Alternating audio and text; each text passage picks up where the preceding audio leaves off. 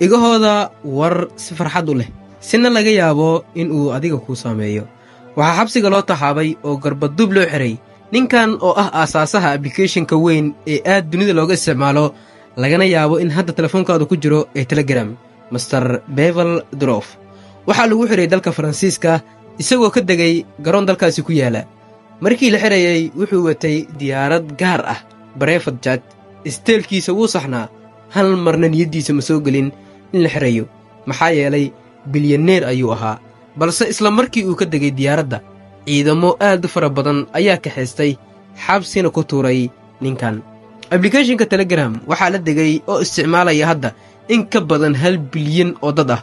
39 jirkan ayay dowladda Faransiiska xarigiisa ku sheegtay inuu xakameyn weeyay ablicathonka lagu magacaabo Telegram, laguna soo gudbiyo wax walba oo xumaan ah oo niyadaada ku soo dhacaya.